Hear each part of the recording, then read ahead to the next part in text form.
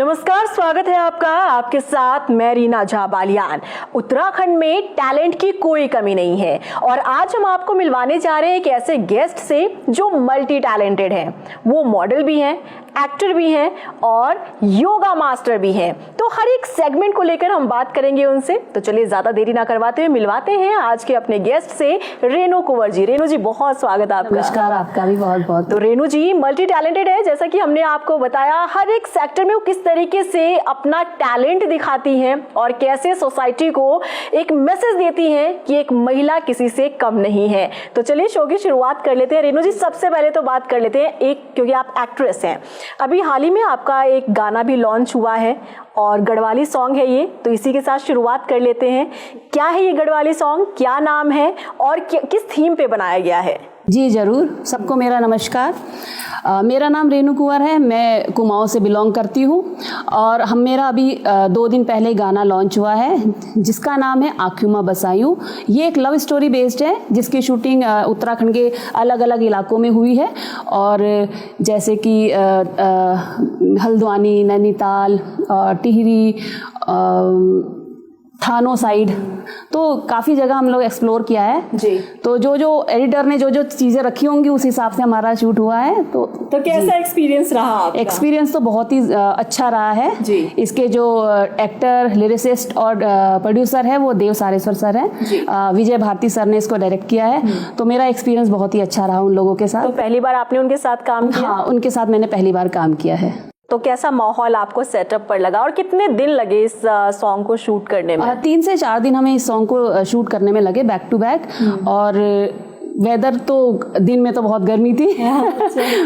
गर्मी का सामना करते हमने काफ़ी जद्दोजहद के बाद हमने शूट को कंप्लीट किया है। अच्छा। और आज ये काफ़ी अच्छा जा रहा है सॉन्ग। तो कैसा रिस्पांस मिल रहा है? रिस्पांस तो काफ़ी अच्छा है। अलग अलग हमने प्लेटफॉर्म पे हमने इसे रिलीज़ किया है। कहीं 33K व्यूज़ आ गए हैं, कहीं कितने आ गए। अच्छा। यूट्यूब में भी किया है। ओके। तो आप सब लोगों का प्यार चाहिए। हाँ, बिल्कुल। अच्छा, इस सॉन्ग की क्योंकि हम बात कर रहे हैं तो शब्द क्या है इस सॉन्ग के? क्योंकि देखिए हमारे व्यूवर्स जो हैं उत्तराखंड से भी हैं और वो सुनना चाह रहे हैं कि आखिर जब यहाँ का कोई कलाकार कोई गाना लेकर आ रहा है, वो भी उत्तराखंड में शूट किया हुआ, यहीं की भाषा बोली को बढ़ावा दे रहे हैं आप लोग, तो क्या शब्द क्या है इनके, कुछ गुनगुना कर अगर आप बता सकें। एक्चुअली अभी तो मैं भूल रही हूँ क्योंकि चल रहा है। तो लेकिन ये एक जैसे लव बेस मैंने बताया है, लव स्टोरी है। तो एक लड़की है जो देहरादून शहर से कहीं पहाड़ों की तरफ गई है। अच्छा। तो वो पहले तो वो बिल्कुल देहरादून वाले कल्चर की है, लेकिन जब वो बाहर के पहाड़ के वातावरण को देखती है, वहाँ के आउटफिट्स को देखती है, तो उसे इम्प्रेस हो जाती है। लास्ट में गाने में ये दिखाया है कि लास्ट में वो उस रंग में, वो जो लड़का सोचता है कि इसको पहाड़ी कल्चर के बारे में कुछ नहीं पता, तो उसको वो देखता ही रह जाता है। तो लास्ट में हमने परिधान को चेंज किया है। हमने उत्तराखंड का एक परिधान को इस्तेमाल किया है उसमें। बिल्कुल। देखिए उत्तराखंड के कलाकार जो है उनकी कोशिश यही है, जैसे आप लोग, क्योंकि प्लेटफॉर्म आप लोगों को मिल रहा है और आप लोग यहाँ की भाषा बोली को और बढ़ावा दे रहे हैं, जो कि अगली जनरेशन के लिए काफी फायदा दे सकता है। क्योंकि हर कोई अगर ये चाहे कि हम एक्टिंग में हाथ आजमाने के लिए मुंबई का सफर तय करें, ये जरूरी नहीं होता। तलाश होती है तो सिर्फ प्लेटफॉर्म की। तो कलाकारों आजकल तो मैम मुंबई वाले भी, देहरादून, मसूरी, ऋषिकेश, सारे शूट के, बॉलीवुड सारे शूट्स यहीं हो रहे हैं आजकल। हाँ। तो कैसा महसूस होता है आपको, क्योंकि आप यहाँ से हैं, उत्तराखंड से ही हैं, और आपने क्योंकि खुद अभी जिक्र किया कि मुंबई से भी अब कलाकार यहाँ पर आ रहे हैं फिल्म को शूट करने के लिए, तो प्राउड फील होता है? बहुत प्राउड फील। मैं खुद हिस्सा रही हूँ बॉलीवुड फिल्म का, कश्मीर फाइल्स में मैंने काम किया है। ओके। तो उसका पूरा शूट मसूरी में हुआ था, 2020 में आई थिंक वो शूट हुआ था। अच्छा। तो 1-2 साल क्योंकि काफी कंट्रोवर्सी थी उसमें, तो शूट रिलीज होने में काफी टाइम लगा, लेकिन एट द लास्ट आया। ओके। तो बॉलीवुड के साथ मेरा रिश्ता रहा है। और अभी एक और आने वाला है नेटफ्लिक्स पे, हैप्पी बर्थडे ब्रजेश दुग्गल जी के साथ। तो अभी वो रिलीजिंग पे है। तो उसका शूट हो गया? हाँ, हो गया। वो कहाँ पर हुई थी? हमारा मसूरी, किमाड़ी और पुरकुल और इस एरिया में हुआ है। अच्छा। पूरा। तो उसमें क्या रहने वाला है, आपका क्या रोल रहने वाला है? मेरा रोल था हाउस जो टेकर होता है ना, जो मेन जो एक्टर है, उनकी जो डॉटर है, उनकी देखभाल का पूरा मेरा वो सीन दिखाया। अच्छा, क्योंकि कितने लंबे समय से आप एक्टिंग कर रही हैं और ये पैशन है या क्या वजह है कि आपको एक्टिंग इतनी ज्यादा पसंद है? पैशन कहकर आपने मेरे पुराने एग्जाम्पल को रख दिया। एक्चुअली ये पैशन हम लोग देहरादून अभी बहुत बढ़ गया है जी। है ना। जब हम लोग कॉलेज टाइम में थे देहरादून नहीं था, बहुत ही बैकवर्ड बोलेंगे हम लोग। तो उस समय कॉलेज जाती थी तो मैं शुरू से बहुत अच्छे से रहती थी, तो मॉडलिंग के ऑफर आते थे, लेकिन हमारे पेरेंट्स को कुछ पता नहीं था, दिल्ली जाना था। तो एक चोरी छुपे एक शो भी किया था देहरादून, वो दिन का था तो पता नहीं चला। लेकिन उसके बाद ऑफर आया हमें दिल्ली जाना था, तो पेरेंट्स ने कहा, उन्हें पता नहीं था कहाँ जाना है क्या जाना है, वो ख्वाहिशें वहीं दब गई। अच्छा। तो उसके बाद पढ़ाई करी और आगे बढ़े, फिर शादी हो गई। उसके बाद 2019 में फेसबुक की मेरी आईडी देखकर एक मैम है, उन्होंने मुझे अप्रोच किया कि यहाँ एक मिसेस कैटेगरी का एक शो हो रहा है, मॉडलिंग वर्क। मुझे नहीं मालूम था कि देहरादून में मॉडलिंग होती है और ये शोज होते हैं। एक्चुअली ऑफिस से घर से ऑफिस, बस इतना, और सपना जो था मेरा वहीं दब चुका था। तो उसके बाद मैंने वहाँ ऑडिशन दिया, मैं मिसेस दून दीवा रही 2019 में। तो तब से ये सफर स्टार्ट हुआ है। तो फिर मेरे को काफी ऑडिशंस के लिए आता है, ऑडिशंस वगैरह दे देती हूँ, क्योंकि जैसे कि मेरा पैशन है, कभी मेरा मन करता है मुझे करना है तो मैं ऑडिशन में चली जाती हूँ, अदरवाइज अपने काम में लगी रहती हूँ मैं। बिल्कुल जी। क्योंकि देखिए कहते हैं कि जिंदगी में हमारे पास कई विकल्प होने चाहिए, जरूरी नहीं कि आप एक रास्ते पर जाकर ही आपको सफलता हाथ लगे। अब क्योंकि हम आपकी बात कर रहे हैं तो हमने अपने इंट्रोडक्शन में ही कहा कि आप मल्टी टैलेंटेड हैं, क्योंकि आपने हाथ आजमाया है योगा में भी, एक्टिंग में भी, मॉडलिंग में भी। अगर कोई एक रास्ते पर चलता है तो हो सकता है कि वो रास्ता अगर बंद हो जाए तो इंसान वहीं टूट जाता है, लेकिन आपने अपने लिए कई विकल्प ढूंढ के रखा है। तो एक्टिंग की जैसे हमने अभी आपने जिक्र किया, तो कैसा महसूस होता है, क्योंकि एक पैशन है ये आपका जिसे आप जीती हैं, अगर कहीं से ऑफर आता है आप इनकार नहीं कर पाती हैं, तो कैसे वक्त निकालती हैं आप किस लिए? एक्चुअली वक्त क्या निकाल, हमें CL EL काफी मिलते हैं, तो उसका यूटिलाइजेशन इसी में होता है है ना। तो मैं पहले से देख लेती हूँ कि मेरा शूट का टाइम हो वो छुट्टी वाले दिन हो, है ना, सैटरडे हो या संडे हो, मैं इस तरीके के सोचती हूँ। कभी ऐसे बीच में शूट आ जाता है तो मैं एप्लीकेशन दे देती हूँ ऑफिस में। मैं UPCL में जॉब करती हूँ साथ साथ। तो जी हाँ, ये बताना हम भूल गए थे, मल्टी टैलेंटेड में इनका एक जो हिस्सा है वो ये सरकारी जॉब में भी है, गवर्नमेंट जॉब में भी है, और इसके बावजूद भी ये समय निकाल लेती हैं। जी। तो कैसे बताइए, कैसे मैनेज करते हैं? 10 to 5 तो हमारी ऑफिस होती है। उससे पहले मेरी मॉर्निंग स्टार्ट होती है 4 बजे से। मॉर्निंग उठ के 5:30 से मेरा बैच होता है योगा क्लासेस का। उसके बाद मेरी डॉटर का काम होता है, उसको स्कूल छोड़कर आना, उसका लंच ब्रेकफास्ट। उसके बाद मेरा 8:30 से एक और बैच स्टार्ट होता है। तो 9:30 बजे फिर मेरा आधे घंटे का टाइम होता है, उसी में मैं फटाफट रेडी होकर 10:05 तक ऑफिस पहुंच जाती हूँ। उसके बाद लंच टाइम में, घर नजदीक है तो लंच टाइम में लंच करने के लिए घर आती हूँ, फिर 5 फिर ऑफिस, फिर घर, यही मेरा लगा रहता है। फिर भी आपने बहुत अच्छे से मैनेज किया है। अच्छा, एक्टिंग की हमने बात कर ली, अब योगा पर आते हैं। योगा क्या आपने सीख कर कभी सोचा था कि आप सोसाइटी को भी योग सिखाएंगी? क्योंकि देखिए आज योगा सिर्फ एक शख्स तक सीमित नहीं रह गया है, बल्कि पूरी सोसाइटी अब इसकी महत्वपूर्णता को समझती है, इसकी इंपॉर्टेंस को जानती है।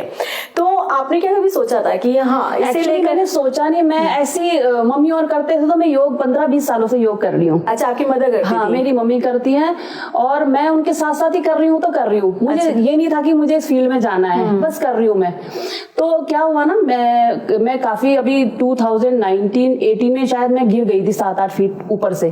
तो मेरी डिस्क हिल गई, L4, L5 और S1, और साथ में टेल बोन भी मेरी डिसलोकेट हो गई। तो मैंने दुनिया भर के फिजियोथेरेपिस्ट और पूरे दुनिया भर के डॉक्टर्स, लास्ट में क्या नतीजा निकला कि स्क्रू लगाना आपके पीछे। दिल्ली में अपॉइंटमेंट बुक हुई। मेरे भाई ने कहा मुझे, देख तू योग इतना करती है तो एक बार योग में ट्राई कर, क्योंकि डॉक्टर क्या बोलते हैं सबसे पहले, कोई एक्सरसाइज नहीं, कोई योग नहीं, बेड रेस्ट। बिल्कुल। तो उसके बाद मैंने कहा मैंने कहा एक बार ले लेना चाहिए। तो मैंने अपने गुरुजी के पास गई, तो वहां मैं योग करती रही। मेरा 3 महीने में 100% क्योर हुई मैं स्लिप डिस्क से। L4, L5, S1 जो डिसलोकेट थी मेरी टेल बोन, उससे। उसके बाद तो मुझे टेनिस एल्बो भी हुआ, वो भी मैंने योग से ठीक किया है। तो योग पे तो मेरा इतना अंधा ब्लाइंड ट्रस्ट है। मेरे जो स्टूडेंट्स हैं वो भी बहुत चीजों में हील कर रहे हैं। बड़ा मैसेज है व्यूअर्स के लिए, क्योंकि कई लोग अभी भी शायद ये नहीं समझ पाते हैं कि योग से निरोग रह सकते हैं। बिल्कुल, जहाँ मेडिकल साइंस खत्म होता है वहां से योग शुरू होता है। बस मेरा ये, मैं तो खुद इस चीज से निकली हूँ ना, तो इसलिए मैं आपको बिल्कुल 110% इसकी गारंटी देती हूँ। लेकिन आपका डिसिप्लिन होना चाहिए, रूटीन होना चाहिए और सही योग शिक्षक का होना बहुत ज्यादा जरूरी है। तो जब आपको पूरा क्योर मिला तब आपका बिलीव और ज्यादा बढ़ा, उसके बाद फिर आपने सोसाइटी को सिखाना शुरू किया? फिर मैंने सर्टिफिकेशन वाला कोर्स किया, क्योंकि आप ऐसे सिखा नहीं सकते ना। हाँ। उसके बाद में फिर मैं अभी पीजी कर रही हूँ योग से, है ना। तो ये चीज तो ये सर्टिफाइड होने के लिए कितने टाइम का ये एक्चुअली 200 आवर्स, 300 आवर्स, 500 आवर्स जो आप करना चाहो। अच्छा। ये फॉरेन अलायंस होता है, कहीं भी आप जाकर के कर सकते हो। लेकिन आदमी सोचता है ना कि कई लोग बोलते हैं आपने क्या किया हुआ है। 200 आवर्स में आदमी को भरोसा नहीं होता। मैं 200 आवर्स में बिल्कुल फिजिकली मैं हर आसनास कर लेती थी पहले से ही। मैं उसमें परफेक्ट थी। और उसके बाद सिर्फ सर्टिफिकेशन कोर्स में क्या होता है ना, उसमें आपको पूरा बॉडी के बारे में जानना जरूरी है। आपको कोई आसन करना है तो कितना करना है, किसी डिजीज में आपको कितना करना है, क्या खाना है, क्या पीना है, ये सीखना पड़ता है। मैंने जल्दी से कवर अप करा क्योंकि फिजिकली मेरे को सारी चीजें आती थी। सिर्फ मुझे प्रैक्टिस, वो जो चीजें थी ना पढ़ने लिखने वाली, बॉडी की जो एनाटॉमी है उसके बारे में मैंने ज्यादा सीखा। अभी भी पढ़ाई खत्म नहीं होती, अभी भी पढ़ती रहती हूँ। हाँ, सीखने का कभी कोई उम्र नहीं रहती, ज्ञान कभी खत्म नहीं होता। जितना बांटोगे और जितना पढ़ोगे उसका कोई लिमिट नहीं है। बिल्कुल जी। अच्छा, तो आपका योगा स्टूडियो चलता है? जी जी। तो कैसे कांटेक्ट कर सकते हैं? कोई व्यूअर अगर चाहता है कि वो आपसे योग सीखे तो कहाँ कैसे कांटेक्ट करना है? गूगल उसमें मैंने पूरा डाल रखा है। अच्छा। अगर नियर बाय किस नाम से आपका the yoga studio by Renu Kunwar के नाम से है। अगर आप गूगल सर्च करेंगे तो गूगल सर्च में आ जाएगा वो। ओके। तो आप उससे कांटेक्ट कर सकते हैं। इंस्टाग्राम में भी आईडी है, कई लोग उससे फॉलो करके उससे आ जाते हैं। हाँ। तो क्या क्या सेशंस थे, क्या टाइमिंग्स होती हैं? टाइमिंग्स एक तो मॉर्निंग में हमारे 5:30 है, मॉर्निंग में हमारा 8:30 है, इवनिंग में 5:15 है आफ्टर ऑफिस, है ना, इसलिए 5:15 रखा है। सब लोग बोलते हैं ये ऑकवर्ड टाइम क्यों है? मैंने कहा 15 मिनट ऑफिस से वहाँ क्लास में पहुंचने में लगते हैं। और फिर एक 6:30 है। 4 बैचेस। तो राज आप समझ चुके होंगे कि जो रेनू कुंवर जी हैं उनकी फिटनेस का राज क्या है वो उन्होंने बता दिया है। क्योंकि जब उन्हें दवाइयां काम नहीं की तो योग ने काम किया, और यही अब मैसेज वो पूरे सोसाइटी को भी दे रही हैं। अच्छा, अब हम आ जाते हैं आपकी पर्सनल लाइफ पर, क्योंकि हमने प्रोफेशनल लाइफ की बात कर ली, जो आपका पैशन था उसकी बात कर ली। आपकी पर्सनल लाइफ आप लोगों को सुनकर हैरानी होगी, क्योंकि जिस तरह से ये चाहे गवर्नमेंट जॉब हो, चाहे योगा स्टूडियो हो, चाहे फैमिली हो, या फिर अपना पैशन जीना हो यानी एक्टिंग करना हो, मॉडलिंग करना हो, ये सब कुछ मैनेज कर रही हैं, वो भी सिंगल, क्योंकि सिंगल मदर हैं आप। और ये बहुत ज़रूरी होता है कि सारी चीज़ों को मैनेज करते करते आपको अपना घर कैसे चलाना है, घर को कैसे मैनेज करना है, फैमिली को कैसे मैनेज करना है। तो how you manage all this things? Actually मेरे मम्मी पापा भाई काफ़ी सपोर्ट रहता है उनका। मेरे फ्रेंड्स भी काफ़ी सपोर्टिव है। और मैं एक सोसाइटी में रहती हूँ। मैंने सेफ सोसाइटी देखी, ताकि जहाँ कैमरे लगे हो, जहाँ हमारी सेफ्टी रहे, कोई पूछे तो परमिशन लेनी पड़ती गेट ऐप से, कौन आ रहा है कौन नहीं आ रहा है। तो इसको मद्देनजर रखते हुए मैंने एक सोसाइटी में अपने आप को लिया है। और उसके अलावा उसकी भी स्कूल टाइमिंग, मेरी ऑफिस टाइमिंग, उसकी छुट्टी की टाइमिंग, मेरी टाइमिंग, बस ये है कि मेरा भागम भाग ज़्यादा रहती लाइफ में, पिक करना ड्रॉप करना, पिक करना ड्रॉप करना। तो बाकी तो सब भागम भाग भी आप इसलिए कर पाती हैं क्योंकि आप योग करती हैं। यस। और सब बोलते तो थकती नहीं है, मैं ऐसी एनर्जेटिक रहती हूँ 24 आवर्स, है ना। तो फैमिली की और जिम्मेदारियां नहीं है, मैं अकेले रहती हूँ, तो मुझे ये चिंता नहीं रहती कि मेरे फैमिली को किसी को मुझे खाना बना कर देना। हम दोनों ही हैं, उसके लिए मुझे करना है, वो मेरे लिए करती है, मैं उसके लिए करती हूँ। तो बस ये सब चीज़ें चलती रहती है।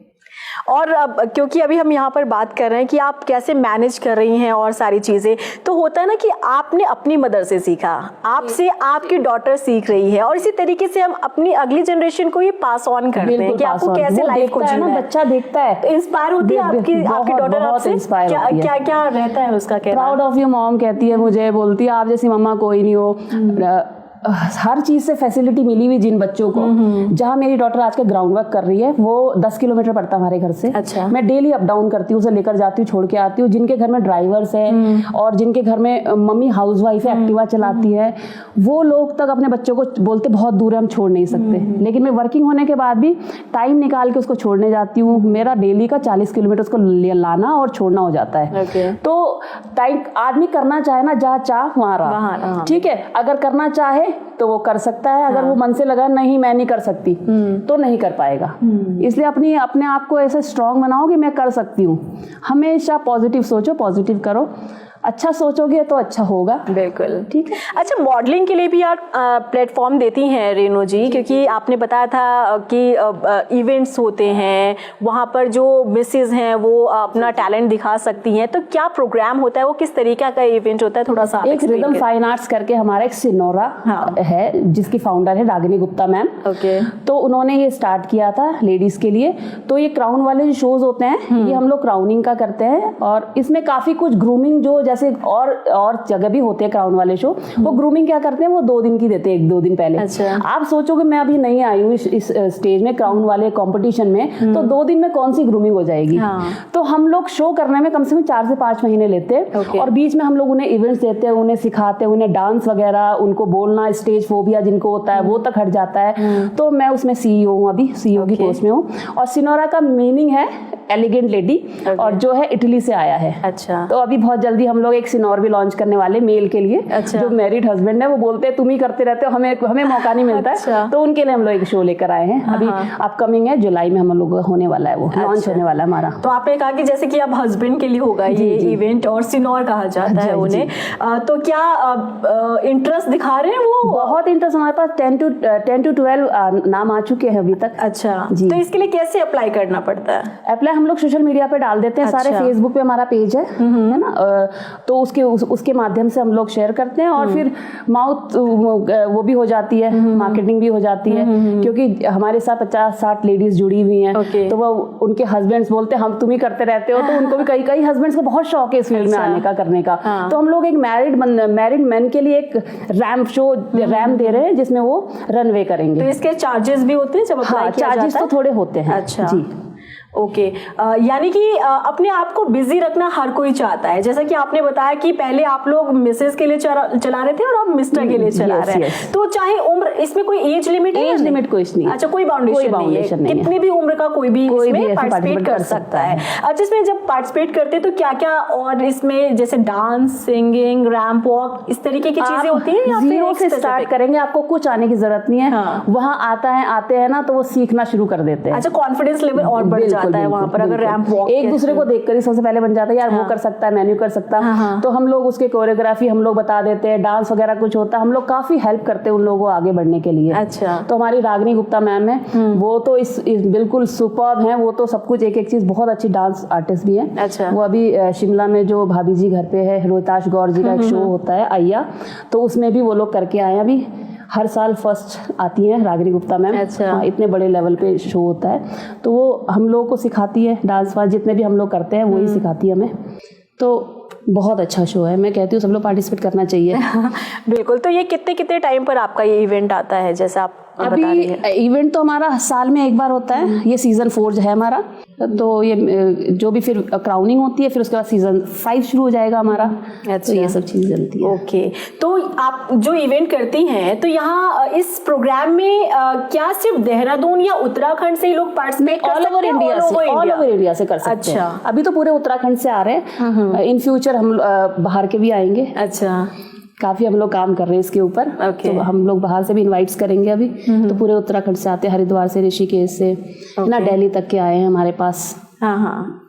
अच्छा, क्योंकि हम लास्ट सेगमेंट में पहुंच चुके हैं, तो आप व्यूवर्स को क्या कहना चाहेंगी अपनी लाइफ से जुड़ते हुए, प्रोफेशनल लाइफ से जुड़ते हुए? कोई ऐसा संदेश या कोई ऐसा मैसेज जो आप सोसाइटी को देना चाहते हैं, हमारे व्यूवर्स को देना चाहते हैं? बस मैं ये कहना चाहूँगी कि स्वस्थ रहो, योग करो, मोटा पतला कुछ नहीं होता। अगर आप स्वस्थ लाइफ जियोगे, अपना खान पान सही करोगे, डेली योग करोगे, तो आप मोटे होगे नहीं। क्योंकि हमारा मोटापा क्या है ना, वो हमारे इंटरनल डिजीज के कारण फैलता है। अगर आप अंदर से फिट हो तो आप कभी मोटे नहीं होंगे। जो मोटा इंसान होगा वो हमेशा बीमार होता है। तो इसलिए मैं ये कहती हूँ, और खासकर लेडीज के लिए मैं ये बोलना चाहती हूँ कि निकलो बाहर, बहाने मत दो अपने आप को। हमें कहीं जाना होता है, अपने पसंद की जगह जाना होता है, तो आदमी मैनेज कर लेगा। लेकिन अगर कहीं उसकी खुद के फायदे वाली चीज़ें कोई बताएगा तो बहाने नहीं, मुझे ट्यूशन छोड़ना है, मेरे बच्चे के एग्जाम है, कुछ नहीं होता। वो सिर्फ हम अपने आप को बहाने देते। तो मैं यही कहूँगी सारी लेडीज़ से कि अपने लिए टाइम निकालो, बाहर निकलो, है ना, बस ये मैं कहती हूँ बहाने बनाना छोड़ दो, मेरी लाइफ से सीखो। सुबह 4:30 बजे से लेकर मैं 8 बजे तक काम करती हूँ, फिर भी मैं ऐसी ही रहती हूँ। बिल्कुल, एक इंस्पिरेशनल हैं आप सारी वुमेन्स के लिए, और इन्होंने बताया कि किस तरीके से मैनेज करते हैं अपने पूरे शेड्यूल को, और सिंगल मदर हैं और बहुत अच्छे से हैंडल करते हैं। बहुत शुक्रिया रेनू जी आपका बुलाने के लिए। और आपने जाना किस तरीके से रेनू कुंवर जी जो एक एक्ट्रेस भी हैं, मॉडल भी हैं और योगा मास्टर भी हैं। अगर आप इनसे कांटेक्ट करना चाहते हैं, कांटेक्ट कर सकते हैं। आप योगा क्लासेस ले सकते हैं ताकि आप भी फिट रहें और ब्यूटीफुल दिखे। मुझे दीजिए इजाजत, नमस्कार।